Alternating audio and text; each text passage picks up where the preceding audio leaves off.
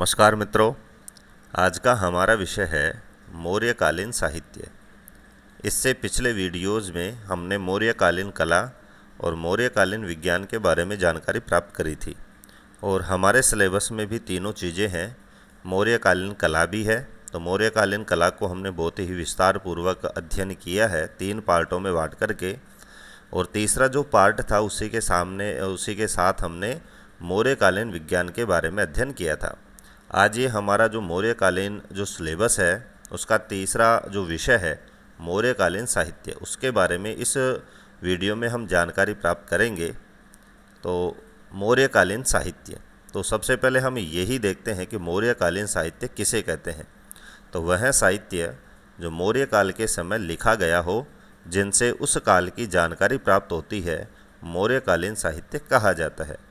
तो इसका तात्पर्य सीधा सीधा यही है कि ऐसा साहित्य, ऐसी पुस्तकें जो मौर्यकालीन शासकों के समय लिखी गई हों और उन पुस्तकों से हमें उनके रहन सहन, उनका जीवन काल, उनका शासन कैसा था, संस्कृति कैसी थी, इन सब चीज़ों की जानकारी जो जिन पुस्तकों से, जिन साहित्य से हमें मिलती है, उसी साहित्य को हम मौर्यकालीन साहित्य कहते हैं। फिर हम दूसरा जो हमारा बिंदु है वो यही है कि मौर्यकालीन साहित्य को निम्न वर्गों में बांटकर अध्ययन किया जा सकता है। तो मौर्यकालीन साहित्य को हमें समझना है और परीक्षा की दृष्टि से हमें उसको याद करना है कि किस तरह के प्रश्न परीक्षा में पूछे जा सकते हैं। तो उसको समझने के लिए हम निम्नलिखित वर्गों में इसको बांटकर इसका अध्ययन कर सकते हैं। तो मैंने वर्गों में बांटा है। पहला वर्ग है ब्राह्मण साहित्य। तो यहाँ से कई तरह से आपके परीक्षा में प्रश्न पूछे जा सकते हैं। पहला तो पूछा जा सकता है उस पुस्तक का नाम दे करके, और ये पूछ सकता है कि इस साहित्य का संबंध कौन से साहित्य से है। तो वहाँ पर ऑप्शन में दे देगा ब्राह्मण साहित्य, बौद्ध साहित्य, जैन साहित्य, यूनानी साहित्य। तो इस तरह से अभिलेख साहित्य, इस तरह से जो मौर्यकालीन जो साहित्य है उसको कई भागों में बांटा जा सकता है। तो आपको अलग अलग साहित्य को अलग अलग कैटेगरी में आपको याद रख करके और उसको पढ़ना है। और दूसरा जो प्रश्न बनेगा तो वो ये बनेगा कि एक तरफ तो वो लेखक का नाम देगा और एक तरफ वह रचनाओं का नाम देगा। तो इस तरह से आपने कई प्रश्न भी देखे होंगे कई परीक्षाओं में, और प्रश्न होगा निम्न में से सुमेलित नहीं है। तो वहाँ पर आपको सुमेलित नहीं है, इसका मतलब एक पॉइंट ऐसा है जो सुमेलित नहीं है, यानी लेखक और रचना का जो आमना सामना है वो बिल्कुल गलत है। तो ऐसा प्रश्न भी आपका तभी सही होगा जब आपके सभी साहित्य से संबंधित ये पुस्तक और उनके लेखक याद होंगे।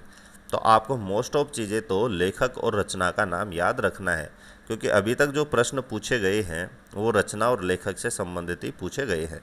फिर भी जो महत्वपूर्ण जो साहित्य, महत्वपूर्ण जो पुस्तकें हैं उनका हम थोड़ा सा विस्तार से भी अध्ययन करेंगे, उसका परिचय हम पढ़ेंगे और उसमें वर्णित जो मुख्य विषय है उसको भी इसी वीडियो में हम पढ़ेंगे। प्रसिद्ध साहित्य का मतलब है, जैसे आपको दिख रहा है कि यहाँ पर एक पुस्तक है अर्थशास्त्र और उसके लेखक है कौटिल्य।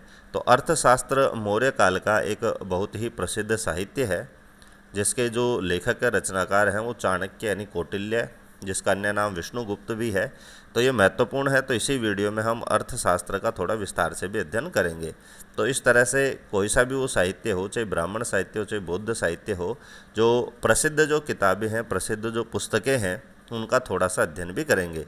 लेकिन फिर एक बार कहता हूँ कि आपको ये दो चीज़ तो आपको याद रखनी ही रखनी है, लेखक और पुस्तक, क्योंकि प्रश्न दोबारा भी जो पूछा जाएगा तो मेरा पूरा अंदाज़ा है वो इसी पॉइंट से इसी तरह का प्रश्न वहाँ पर पूछा जाएगा। तो पहला हमारा जो मौर्यकालीन साहित्य उसका वर्ग है ब्राह्मण साहित्य। तो यहाँ पर ब्राह्मण साहित्य की कुछ पुस्तकें हैं और उनके रचनाकार है जो आपको याद रखना है। तो पहला हमने देखा था अर्थशास्त्र, उसके रचनाकार हैं, लेखक है कौटिल्य। मुद्रा राक्षस के लेखक हैं विशाख दत्त। सरित सागर के लेखक हैं सोमदेव। वृहत कथा मंजरी के लेखक क्षेमेंद्र। ये सारे के सारा जो ब्राह्मण साहित्य है उसकी जो भाषा है वो संस्कृत भाषा है। तो आपको चारों के लेखक और चारों की जो रचना है वो याद रखना है। अगला है ब्राह्मण साहित्य में ही है मुद्रा राक्षस व्याख्या गुंडीराज की। विष्णु पुराण टीका है वो रत्नगर्भ की है। चाणक्य कथा है वो रवि नर्तक की है, और मुद्रा राक्षस कथा है वो महादेव की है।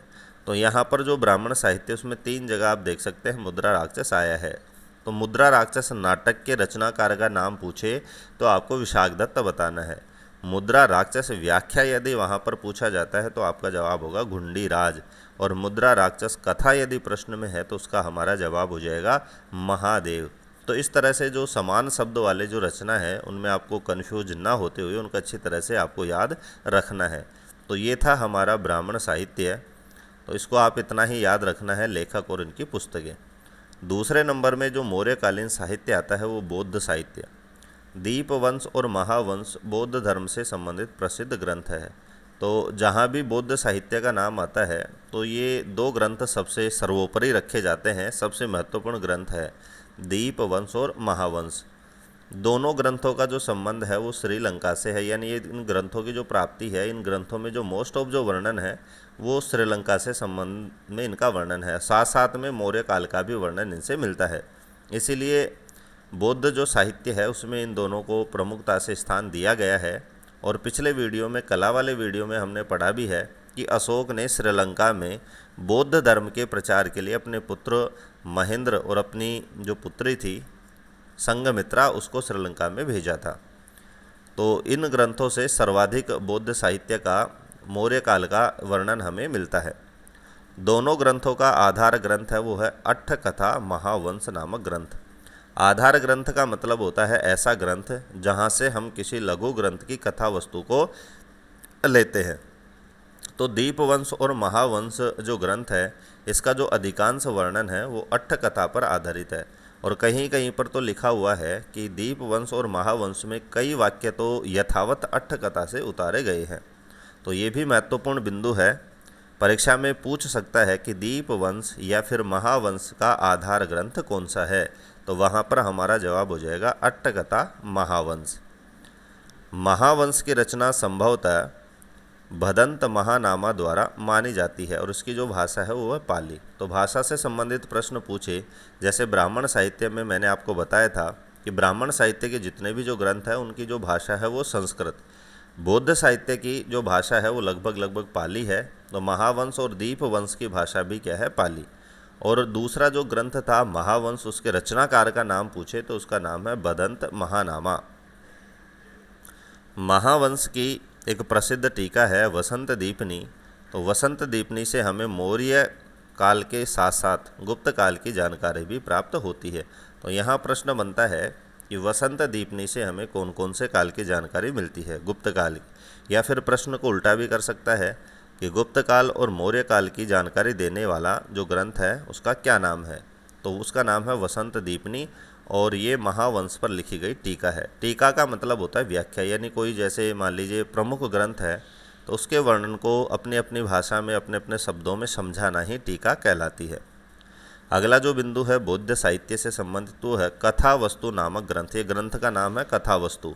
तो कथा वस्तु नामक जो ग्रंथ है इसका जो संकलन है वो मोगली पुत्र तिस्स ने किया था, जो अभिधम्म पिटक का ही अंग है। तो बौद्ध धर्म में पिटक है, तो बौद्ध धर्म के पिटकों में एक पिटक का नाम है अभिधम्म। तो इस अभिधम्म पिटक का एक अंग है जिसका नाम है कथा वस्तु, ये ग्रंथ का नाम है। और यहाँ जो इसका संकलन करता है उसका नाम आपको याद रखना है मोगली पुत्र तिस्स। यहाँ पर आधा तय और पूरा तय है।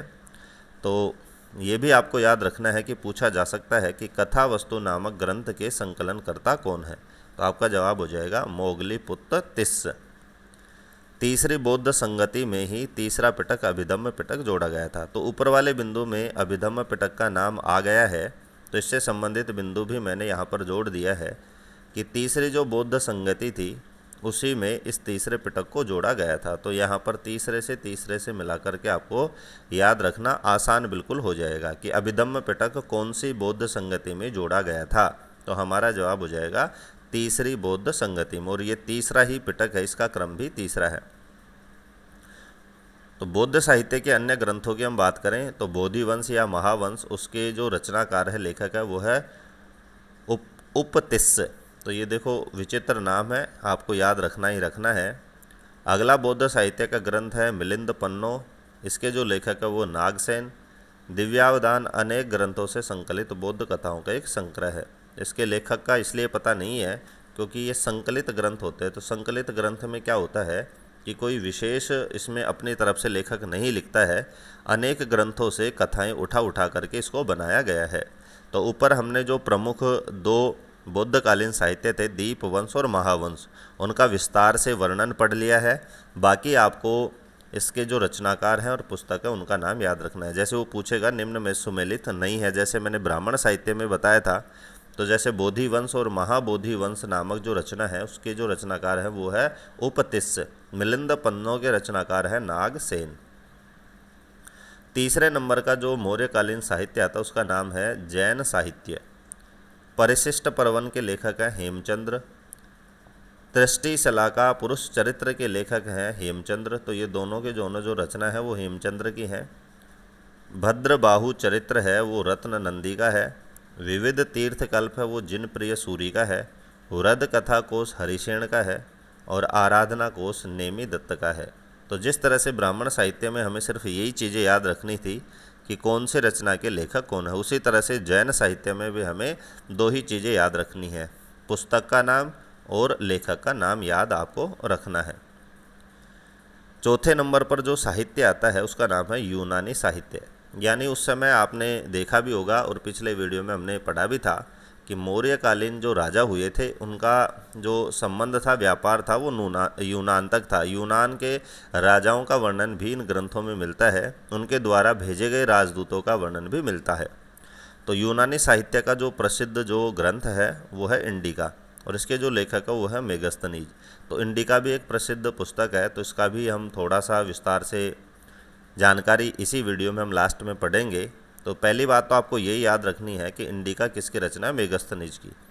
दूसरी यूनानी पुस्तक है हिस्टोरिका, इसके जो लेखक हैं वो है हेरोडोटस।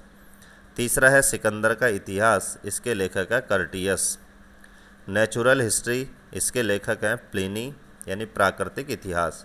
भूगोल नामक जो पुस्तक है उसके लेखक है स्ट्रैबो। तो ये प्रसिद्ध यूनानी साहित्य है इंडिका, हिस्टोरिका, सिकंदर का इतिहास, नेचुरल हिस्ट्री और भूगोल। और एक तरफ इनके जो लेखक हैं उनका आपको नाम याद रखना है। यूनानी साहित्य में चंद्रगुप्त मौर्य के नाम। और सबसे प्रमुख जो यूनानी साहित्य में प्रश्न जो पूछ सकता है वो ये भी पूछ सकता है कि यूनानी साहित्य में चंद्रगुप्त को अलग नामों से संबोधित किया गया है, तो वो जो संबोधन है वो किसके द्वारा दिया गया था। तो यहाँ पर 3 संबोधन है और उनके आगे वो संबोधन देने वाले जो लेखक हैं उसका मैंने नाम लिखा है, तो वो भी आपको याद रखना है। पहला जो चंद्रगुप्त का नाम है वो है सैंड्रोकोट्स। तो सैंड्रोकोट्स जो नाम दिया है अपने साहित्य में वो है स्ट्रैबो और जस्टिन ने। तो यहाँ पर आपको याद रखना है, प्रश्न बन सकता है कि स्ट्रैबो और जस्टिस ने यूनानी साहित्य में चंद्रगुप्त को किस नाम से संबोधित किया है। तो हमारा जवाब होगा सैंड्रोकोट्स। दूसरा जो संबोधन है इनका वो है एंड्रोकोट्स, और एंड्रोकोट्स नाम जो दिया है वो एरियन और प्लूटार्क ने दिया है। तीसरा है सैंड्रोकट्स, वो फिलार्कस ने ये दिया है। तो यहाँ पर देख सकते हो ओ की मात्रा है और यहाँ पर मात्रा नहीं है, तो यह सैंड्रोकट्स है और वहाँ सैंड्रोकोट्स है। 5वें नंबर का जो साहित्य है मौर्यकालीन वह अभिलेख साहित्य या शिलालेख साहित्य। अभिलेख से तात्पर्य उस लेख से है जो कागज, धातु, पत्थर आदि पर लिखा जाता है, और शिलालेख से तात्पर्य केवल उन लेखों से है जो कहाँ लिखे गए हों, पत्थर पर लिखे गए हों। तो अभिलेख साहित्य और शिलालेख के बारे में मैंने यहाँ पर 3 ही लाइनें क्यों लिखी है, क्योंकि एक अलग पॉइंट और बड़ा पॉइंट है, इसको हम इसका जो अगला वीडियो होगा उसमें अलग से पढ़ेंगे, क्योंकि अशोक के संबंधित तो बहुत ही ज़्यादा शिलालेख है और उसको इस वीडियो में शामिल करना ठीक नहीं था, क्योंकि ये भी वीडियो बड़ा होता साहित्य से संबंधित और फिर उसको समझना भी आसान नहीं होता। तो उसका अलग से एक वीडियो है शिलालेख और अभिलेखों से संबंधित, उसमें हम सारी जो जानकारी है परीक्षा की दृष्टि से जो पूछा जाएगा उन सारी चीज़ों को हम पढ़ेंगे। तो अगला जो वीडियो होगा वो इसी से होगा। और दूसरी बात मैं आपको और बता दूँ, ये जो शिलालेख और जो अभिलेख है वो न केवल साहित्य के सूचक है बल्कि मौर्यकालीन कला के भी सूचक हैं। तो इनका जो स्थान है वो दोनों ही वर्गों में इसको हमें रखना है, क्योंकि हमें मौर्यकाल के 3 चीज़ पढ़ रहे हैं, मौर्यकालीन कला, मौर्यकालीन विज्ञान और मौर्यकालीन साहित्य। तो ये जो 5वां जो साहित्य है ये साहित्य के साथ साथ कला भी है, क्योंकि कहीं कहीं पर इनको बहुत ही डिजाइन से और अलंकरण के साथ इन शिलालेखों को बनाया गया है। तो इस तरह से 5 वर्गों में बांट करके और मौर्यकालीन साहित्य को पढ़ा जाता है। तो महत्वपूर्ण बातें हम यहाँ पढ़ चुके हैं। अब हम देखते हैं कि ब्राह्मण ग्रंथों में जो सबसे प्रसिद्ध ग्रंथ है वो था कौटिल्य का अर्थशास्त्र। तो इसके बारे में कोई जनरल जानकारी है वो हम यहाँ पढ़ेंगे। तो इसका जो समय है लेखक का और इस रचना का वो 4वीं सदी ईसा पूर्व रहा है। इसमें जो वर्णित विषय है वो राजव्यवस्था है, कृषि है, न्याय है, राजनीति है। तो इसमें राजव्यवस्था के साथ साथ कृषि, न्याय और राजनीति की यहाँ पर विषय वस्तु हमें प्राप्त होती है। इसके रचयिता की बात करें तो इसके जो रचयिता हैं वो है कौटिल्य। इनके जो अन्य नाम है वो विष्णुगुप्त भी इन्हें कहा जाता है और चाणक्य। तो इस तरह से इनके 3 नाम हैं, कौटिल्य, विष्णुगुप्त और चाणक्य। पिता का नाम है चणक, इसीलिए इनका नाम पड़ा चाणक्य। और गोत्र है इनका वो है कुटिल, इसलिए इनका नाम पड़ा कौटिल्य। तो गोत्र के आधार पर इनका नाम जो हुआ वो कौटिल्य हुआ। पिता के नाम पर जो इनका नाम पड़ा वो चाणक्य हुआ और इनका जो मूल नाम है वो था विष्णुगुप्त। इस ग्रंथ की भाषा की बात करें तो संस्कृत भाषा का ग्रंथ है और चाणक्य को भारत का मैक्यावली भी कहा जाता है। तो यहाँ ये भी पूछ सकता है कि भारत का मैक्यावली किसे कहते हैं? चाणक्य को, क्योंकि चाणक्य की रचना है वो मौर्यकालीन साहित्य से संबंध रखती है, इसलिए उससे संबंधित कोई भी पॉइंट हमें छोड़ना नहीं है। इस पुस्तक की बात करें तो ये इसमें 15 अधिकरण हैं और ये जो 15 अधिकरण है वो 180 प्रकरण में बटे हुए हैं। तो यहाँ भी दोनों चीज़ें याद रखनी है। पूछ सकता है कि अर्थशास्त्र में कितने अधिकरण हैं, तो हमारा जवाब होगा 15, या फिर अर्थशास्त्र में कितने प्रकरण हैं, तो भी हमारा जवाब हमें देना है 180। अब 15 जो अधिकरण हैं इसमें क्या क्या विषय वस्तु हैं बहुत ही शॉर्ट में मैंने यहाँ पर लिखकर आपको बताया है। तो जो पहला अधिकरण है उसमें राज्य समस्याओं का वर्णन। तो राज्य में किस तरह की समस्याएं हो सकती हैं, उन सारी समस्याओं के प्रकारों का जो वर्णन है वो प्रथम अधिकरण में किया गया है। द्वितीय अधिकरण की बात करें तो प्रशासनिक विभाग व अधिकारियों का वर्णन दूसरे में किया गया है। तृतीय अधिकरण में दीवानी मामले, दीवानी का मतलब होता है जमीन से संबंधित जितने भी जो मामले हैं उनको हम दीवानी मामले कहते हैं। चौथे अधिकरण में फौजदारी मामले यानी लड़ाई झगड़े से संबंधित जो मामले होते हैं उसको हम फौजदारी मामले कहते हैं। तो उसका जो वर्णन है वो चतुर्थ अधिकरण में किया गया है। पंचम अधिकरण में अधिकारियों कर्मचारियों के कर्तव्यों की चर्चा की गई है। षष्टम में सप्तांग सिद्धांत, मंडल सिद्धांत, इनकी चर्चा की गई है। सप्तांग सिद्धांत का मतलब है कि चाणक्य ने सेना के कितने अंग बताए हैं, 7 अंग बताए हैं। तो उनका विस्तार से जो वर्णन है वो चाणक्य के अर्थशास्त्र के 6ठे अधिकरण में उनका वर्णन किया गया है। सप्तम अधिकरण की बात करें तो षडगुण नीति का यानी 6 प्रकार की जो गुण और नीति है उसका वर्णन किया गया है। अष्टम अधिकरण में व्यसनों का निरूपण किया गया है, जो नशे हैं उनका निरूपण किया गया है और उनसे बचने का उपाय भी उसमें बताया गया है। नवम अधिकरण की बात करें तो बाह्य आक्रमण से बचाव और नीतियों की चर्चा की गई है। 10वें अधिकरण में युद्ध नीति का वर्णन किया गया है। 11वें अधिकरण में भेद द्वारा शत्रु का नाश, कि किस प्रकार से भेद या फूट डाल करके शत्रु का नाश किया जा सकता है, इसका वर्णन अर्थशास्त्र के 11वें अधिकरण में किया गया है। 12वें अधिकरण की विषय वस्तु है राजा के द्वारा अपनाए जाने वाले रक्षा के उपाय, और 12वें अधिकरण में इनका वर्णन किया गया है। 13वें में दुर्ग प्राप्ति के उपाय, कि हाथ से गया हुआ दुर्ग कैसे प्राप्त करें या शत्रु के दुर्ग को किस तरह से प्राप्त किया जा सकता है, ये सारा का सारा वर्णन 13वें अधिकरण में किया गया है।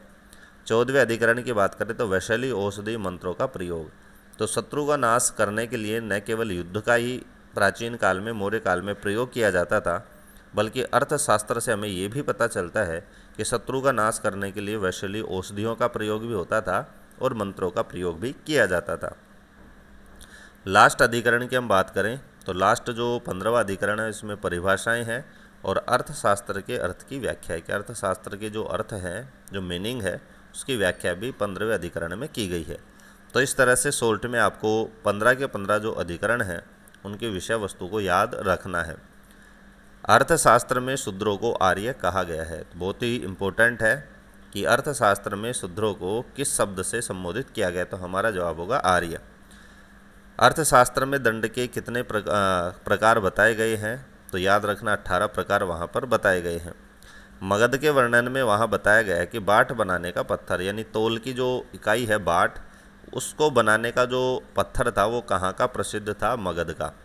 अकाल को दुर्भिक्ष कहा गया है, क्योंकि संस्कृत का ग्रंथ है तो संस्कृत में अकाल को दुर्भिक्ष कहते हैं। तो चाणक्य की जो अर्थशास्त्र है उसमें अकाल को दुर्भिक्ष कहा गया है। सर्वोच्च जो अधिकारी है उसको मंत्री शब्द से अर्थशास्त्र में संबोधित किया गया है। बताया गया है कि मौर्य काल में जो सर्वोच्च अधिकारी होता था उसको मंत्री कहते हैं। दो प्रकार के गुप्तचरों का वर्णन है, एक तो संस्था और एक संचरा। सर्वोच्च कर्मचारी को तीर्थ कहते थे, तो सर्वोच्च अधिकारी को मंत्री और सर्वोच्च कर्मचारी को तीर्थ शब्द से संबोधित किया जाता था।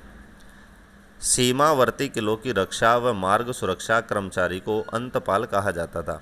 यानी ऐसा कर्मचारी जो सीमावर्ती जो किले थे, यानी जैसे मान लीजिए राज्य की सीमा है और इन सीमावर्ती जो किले हैं या फिर यहाँ के जो मार्ग हैं, इनके जो सुरक्षा का दायित्व जिस कर्मचारी को दिया जाता था उसको अंतपाल नाम से संबोधित किया जाता था। तो ये हो गई हमारे अर्थशास्त्र से संबंधित जानकारी। तो इसी तरह से यूनानी साहित्य का जो प्रसिद्ध ग्रंथ है वो मैंने आपको बताया था इंडिका है। तो थोड़ा सा इंडिका से संबंधित जानकारी भी हम इस वीडियो में हमें रखनी है, प्राप्त करनी है। तो इंडिका के लेखक हमें पता ही है, मेगस्थनीज है। यूनानी शासक सेल्यूकस निकेटर का ये राजदूत था। तो जो मेगस्थनीज है वो किसका राजदूत था? सेल्यूकस निकेटर का। और ये चंद्रगुप्त मौर्य के दरबार में इसको भेजा गया था और कई सालों तक ये चंद्रगुप्त मौर्य के दरबार में रहा था। स्ट्रैबो अभी पढ़े हैं कि यूनानी लेखक है, इन्होंने मेगस्थनीज के विवरण को पूर्णतया असत्य और अविश्वसनीय बताया है, क्योंकि मेगस्थनीज ने कई जगह ऐसे ऐसे वर्णन किए गए हैं भारत के विषय में, तत्कालीन भारत के विषय में, मौर्य काल के विषय में, कि जिन पर विश्वास करना मुश्किल है। इसीलिए स्ट्रैबो ने कहा है कि मेगस्थनीज ने जो विवरण दिया है वो असत्य भी है और अविश्वसनीय, जिस पर विश्वास नहीं किया जा सकता। वर्णन की बात करें तो इसमें मौर्यकालीन आर्थिक स्थिति का वर्णन किया गया है, सामाजिक स्थिति का वर्णन किया गया है और राजनैतिक स्थिति का वर्णन किया गया है। मेगस्थनीज की इंडिका में नगर का जो अधिकारी है उसको एस्टानोमोई शब्द से संबोधित किया गया है। तो ये जो संबोधन वाले जो शब्द आए हैं आज साहित्य में, ये सारे के सारे परीक्षा की दृष्टि से बहुत महत्वपूर्ण है, तो इनको आपको याद रखना ही रखना है। यहाँ से प्रश्न बनता है कि मेगस्थनीज की इंडिका में नगर अधिकारी को किस शब्द से संबोधित किया गया? तो हमारा जवाब हो जाएगा एस्टानोमाई। महिला अंगरक्षकों को समानुरांगिनी कहा जाता था मौर्य काल में। मेगस्थनीज ने भारतीय समाज को 7 भागों में बांटा है। बहुत ही इम्पोर्टेंट प्रश्न है, कई परीक्षाओं में पूछा गया है कि मेगस्थनीज के वर्णन के अनुसार भारतीय समाज को कितने भागों में बांटा गया? तो हमारा जवाब 7 भागों में बांटा गया है। 7 भाग कौन कौन से हैं तो यहाँ देख सकते हैं। एक वर्ग है उसको दार्शनिक, दूसरे को कृषक, तीसरा शिकारी या पशुपालक, चौथा व्यापारी या शिल्पी, पांचवा योद्धा, छठा निरीक्षण और सातवां मंत्री। तो इस तरह से भारतीय समाज के जो अंग हैं वो 7 भागों में बांटकर उन्होंने वर्णन किया है। मेगस्थनीज के अनुसार भारत में दास नहीं थे और यहाँ अकाल नहीं पड़ते थे। तो मेगस्थनीज ने भारत की प्रशंसा में कई चीज़ें लिखी हैं, तो उनमें एक चीज़ ये लिखी है कि यहाँ दास प्रथा नहीं थी, यानी भारत में एक भी दास नहीं है, गुलाम नहीं है, और यहाँ कभी अकाल नहीं पड़ते, यानी हमेशा यहाँ पर खुशहाली और समृद्धि रहती है। मेगस्थनीज ने इंडिका में यूनानी देवताओं का भी वर्णन किया है। इसको पढ़ना इसलिए इम्पोर्टेंट है क्योंकि इनकी जो तुलना है वो भारतीय देवताओं से की गई है। तो इंडिका में एक देवता का नाम आता है डियोनेसियस। तो डियोनीसियस जो है उसको शिव के समकक्ष बताया गया है, और हेराक्लीज नामक जो देवता है, यूनानी देवता है, उसको कृष्ण के समकक्ष बताया गया है। तो दोनों ही याद रखना है कि शिव के समकक्ष यानी शिव के जैसा यूनानी देवता किसको बताया गया है? तो डियोनीसियस, और कृष्ण के जैसा बताया गया है हेराक्लीज को। मेगस्थनीज के अनुसार पाटलिपुत्र नगर का जो संचालन है वो 6 समितियों द्वारा किया जाता था। तो यहाँ प्रश्न बनता है कि मौर्यकालीन नगर संचालन कितनी समितियों के द्वारा किया जाता था? तो हमारा जवाब होगा 6 समितियों के द्वारा। सेना के 6 भाग। तो जिस तरह से नगर संचालन 6 समितियों के द्वारा किया जाता था, उसी तरह से सेना का संचालन भी 6 भाग यानी 6 समितियों के द्वारा किया जाता था। तो सेना में जो 6 समितियाँ थी वो कौन कौन सी थी? जैसे नौसेना समिति हो गई, जो जलीय क्षेत्रों में जिनकी ड्यूटियाँ रहती थी, कार्य रहता था। दूसरा हो गया रसद सामग्री समिति। रसद का मतलब होता खाद्य सामग्री, यानी सेना की खाद्य सामग्री की जो व्यवस्था का जो जिम्मेदारी थी वो रसद सामग्री समिति के अधीन आया करती थी। तीसरी है पैदल सेना समिति, यानी जिसमें पैदल सैनिक शामिल थे। चौथा अश्व सेना समिति, यानी घोड़े वाली सेना। रथ सेना समिति, रथ वाली सेना। और हस्ती सेना समिति यानी हाथियों वाली सेना। तो इस तरह से मौर्यकालीन जो सेना है उसका वर्णन करते हुए मेगस्थनीज जो है इंडिका में लिखते हैं कि 6 समितियां उसमें हुआ करती थी, 6 भागों में उसको बांटा गया था। 2-4 और महत्वपूर्ण तथ्य हैं कि मौर्य काल में मूर्ति बनाने वाले को देवता तारू कहते थे। मौर्यकालीन जो भोजन है उसमें मुख्य जो भोजन है वो गेहूँ और चावल हुआ करता था। टोलमी एक लेखक हैं, मिस्र निवासी हैं, प्रसिद्ध ज्योतिषी रहे और भूगोलवेता रहे हैं। तो मौर्यकालीन साहित्य में हमें टोलमी का वर्णन भी मिलता है और कहा जाता है कि मिस्र निवासी थे और ये प्रसिद्ध ज्योतिषी और भूगोलवेता थे। ज्योतिष का ज्ञान भी था और इनको भूगोल का ज्ञान भी था। तो आज के इस वीडियो में हमने साहित्य से संबंधित महत्वपूर्ण जितने भी तथ्य थे उनको शामिल करते हुए आज हमने अध्ययन किया है। इसके अगला जो मौर्य काल से संबंधित जो वीडियो होगा वो मैं बीच में भी आपको बता चुका हूँ, वो अभिलेख और शिलालेखों से संबंधित होगा। और ये भी एक महत्वपूर्ण है क्योंकि सबसे ज़्यादा जो मौर्य काल की प्रसिद्ध जो चीज़ है वो अभिलेख और शिलालेख ही है। तो आज के वीडियो का मैटर आपको कैसा लगा कमेंट और लाइक करके अवश्य बताएं, और अभी तक चैनल को सब्सक्राइब नहीं किया है तो सब्सक्राइब करें और बेल आइकन को प्रेस करें ताकि समय पर आपको वीडियोज़ का नोटिफिकेशन प्राप्त हो सके। वीडियो में अंत तक बने रहने के लिए धन्यवाद।